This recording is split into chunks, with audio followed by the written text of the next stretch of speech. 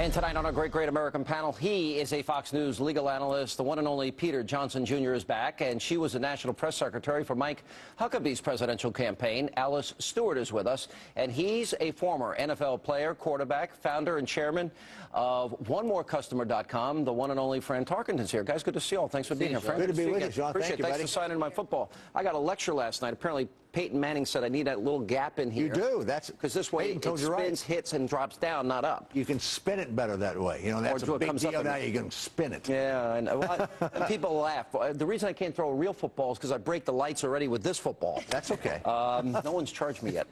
All right, so we got this big issue involving the birth certificate. Yeah. And this was never a defining issue for me, but I found it odd.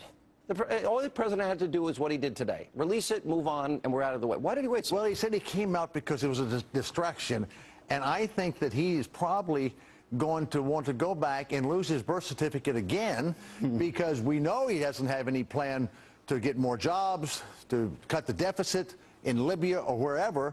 And so he might like that distraction in the future. That's a good point. And the problem is, first of all, it should have been done 2.5 years ago. But the fact he does it today, you know, was it a distraction? We had a major shift in the national security team. We had Bernanke talking about the economy. And he's up there, admittedly, talking about something he himself calls silly. If it's so silly, then why engage in it? Put your press secretary out there.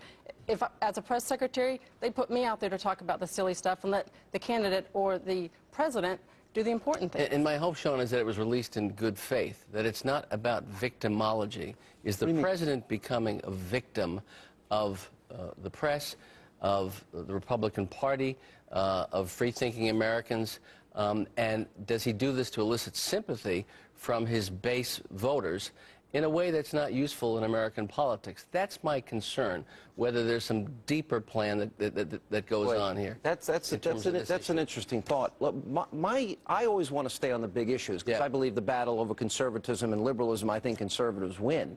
And I think we are literally in the midst of a decline of this country that I love, and I believe that America can come back, but it's got to have some really stark, dramatic changes at the top, and that means he has to be defeated in 2012.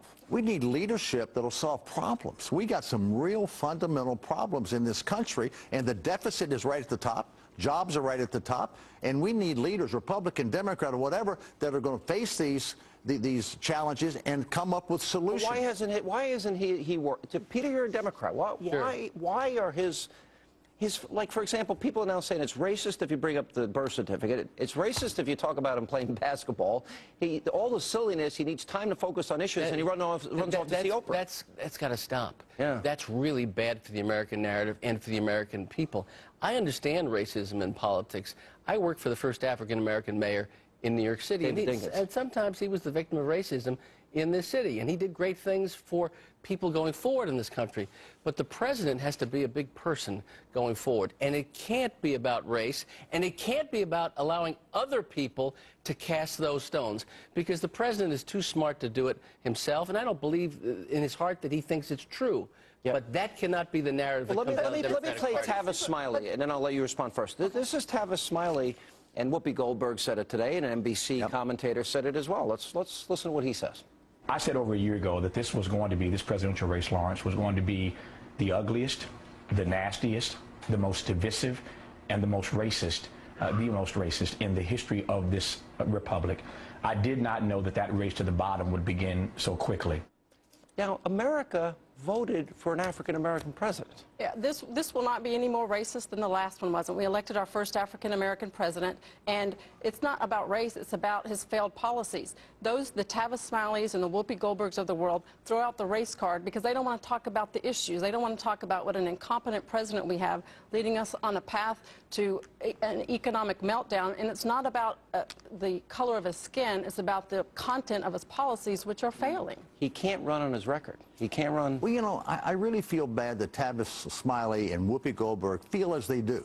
I work in a world and work with hundreds of thousands of entrepreneurs. They're black, they're white, they're Hispanic, they're male, they're female, they're old, they're young.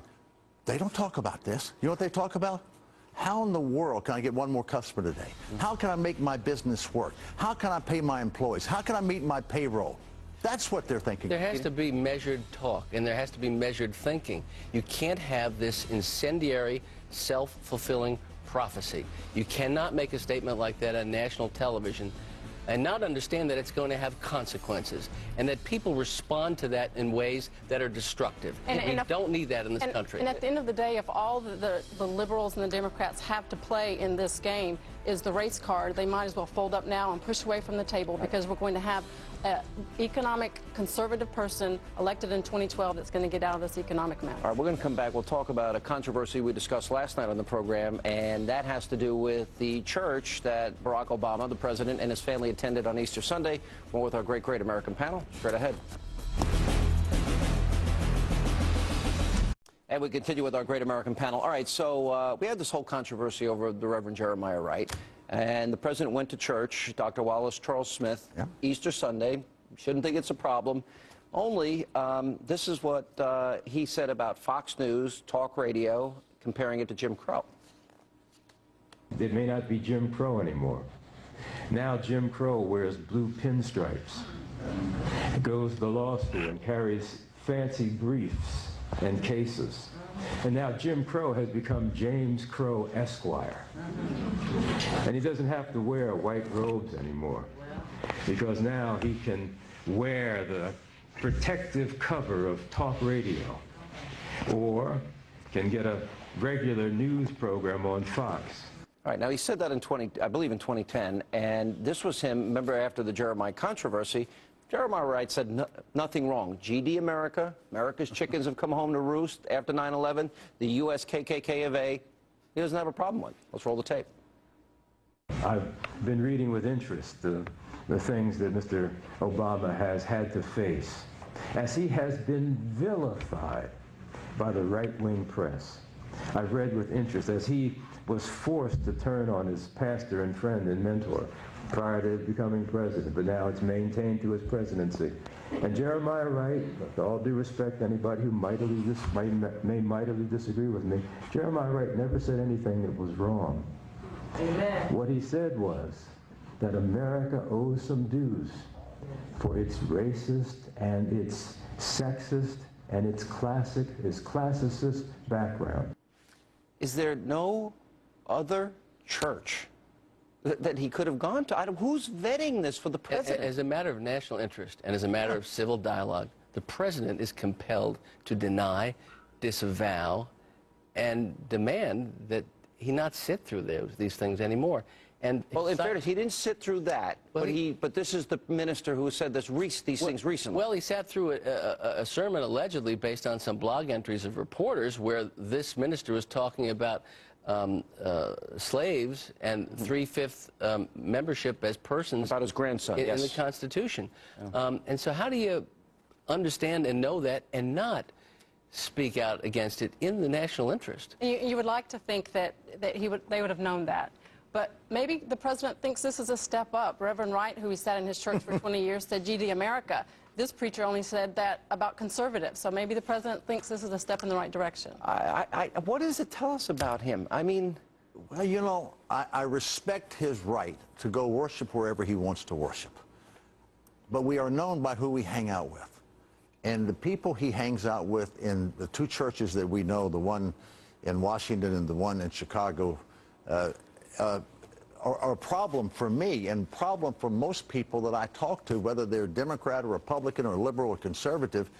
And it's just an unfortunate thing. You know, on one hand, we'd like to be glad that he did finally go to church. I think he's been 4 or 5 times since he's been president. But at the same time, he didn't issue an Easter proclamation. He did issue a proclamation for Ramadan for the Muslims, but he didn't issue one for Christians. And between that and sitting in another church service with this kind of speech, it says a lot. People's faith are people's faith, and I respect that. But when you hear garbage, the kind of filth that's spewing here, when you invoke Jim Crow and you say that there is this corporate institutional racism, and it includes Fox News, and that there are people that have regular news programs on Fox News who are racists. It's outrageous. It's outrageous. It's wrong. And it's hurtful. And it's hurtful, of course, to the people at Fox News, but it's hurtful to the American people. That's not the debate we should be talking about. But there's a bigger question here. He has a science czar that believes in compulsory population control. He has another czar that thinks animals should have rights. He has another czar who's a avowed communist 9/11 truther. He's got another czar that thinks America should adopt Sharia law. Well, when you're talking about redistribution, when you're talking about a foreign policy in tatters in Libya and Afghanistan, when you're talking about a debt spiraling out of control, when you're talking about unemployment that is unabated, when you're talking about a loss of confidence in the presidency and in this nation, when you're talking about abject failure and abject hopelessness, not only in the African-American community, but in all communities, then we have a serious problem in this country. And even more so, that kind of speech, there's no place for that anywhere, but certainly not in the church. Absolutely not. We're out of time. Fran Tarkenton's going to throw us out. All right. All right, there you go. Here you And go. that's all the time we have left. Greta's next.